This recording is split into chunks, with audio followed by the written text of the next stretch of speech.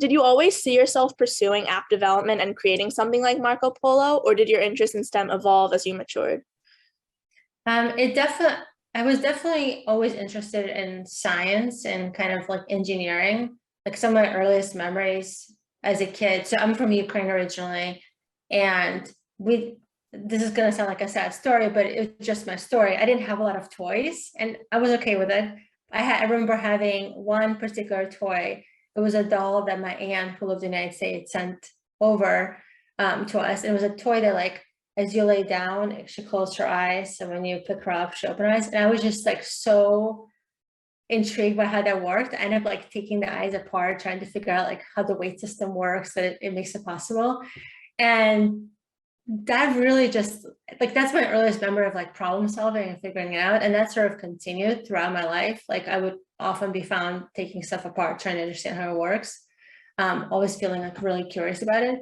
For the longest time, I actually thought I was going to be a doctor because both of my grandparents were doctors. And it wasn't until my senior year actually that I changed my mind. Like my whole, like leading into it, I was like, I'm going to be a doctor. I did all the things to be a doctor, like AP biology, chemistry, da, da, da, da, da. But I did also take computer science at the same time because I love technology and, you know, computers were coming out and like all the things.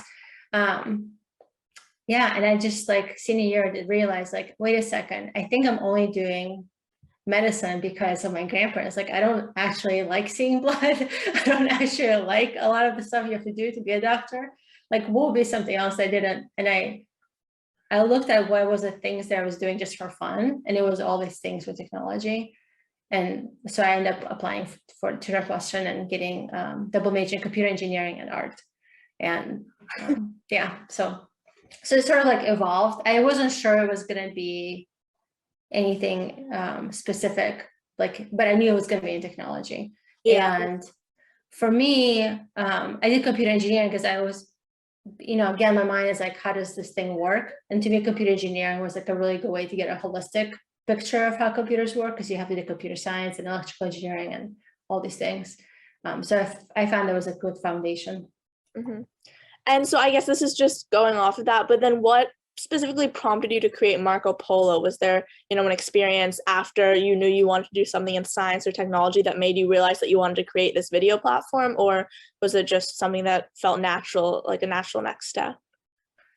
So when I was at Northwestern, I got to do an internship at Microsoft, and that really sort of like opened up my eyes to the impact technology can really have on the world. It was my first time like working on something and then seeing it being rolled out to like millions and millions of people. And honestly, that really got me hooked on the impact.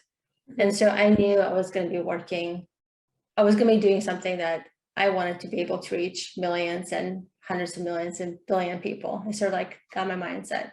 And part of my journey at Microsoft was I was sort of always working on the earlier stages of things.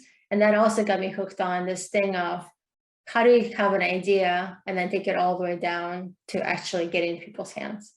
Anyways, fast forward to later, past the time I met my husband, he and I, like one of the things that really draws us together is we tend to push each other to dream bigger, and kind of like we'll have an idea and then we'll build up on it to make it bigger and bigger and bigger. And so we actually ended up starting another company together when he was at business school. And then we started having kids. And that really was the catalyst to starting this company. Because for us, once I was pregnant with our oldest daughter, the view on life really changed. Like everybody told me this was going to happen. I sort of thought it wasn't going to happen to me.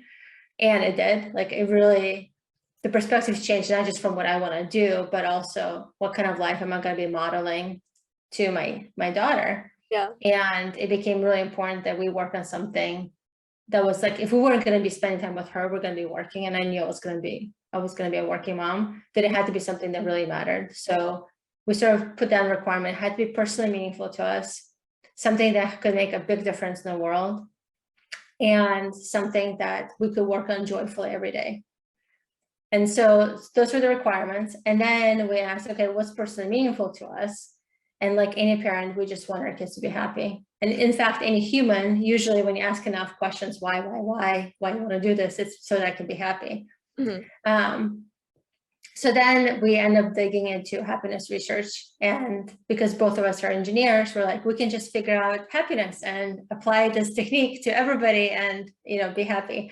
And the thing that kept coming up in research was how important relationships are. Like, relationships really key to happiness. And at the same time, we were seeing how difficult it was to stay in touch, even though there were so many tools available. So sort of combining all that knowledge together, before we had an idea for Marco Polo, we had the purpose in mind, which was to help people feel close. No, I think that human connection, this is actually funny because I'm a senior, and one of the classes I take is ethics. And so one of the assignments in ethics was to ask one of our family members what they think the most important thing in the world is, like what keeps the world turning. And I asked my mom, and the first thing she said right off the bat was connections and human connections.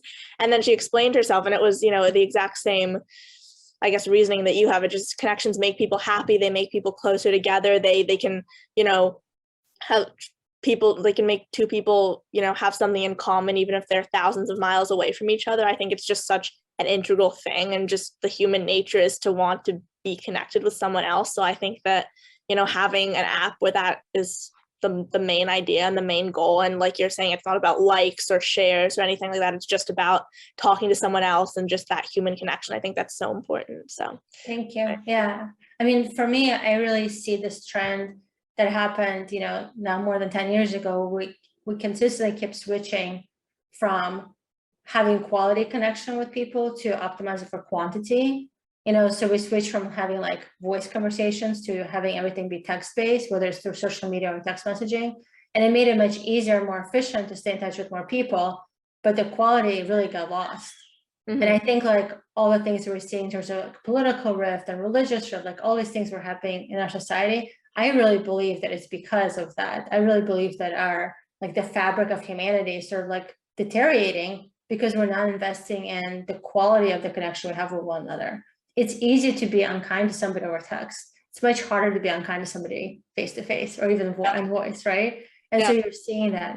And so part of the reason why we do what we do is, I think if we can work on a quality of connection, we can actually, like, I think we're medicine for the world is how I see Marco Polo. No, I completely agree. Thank you.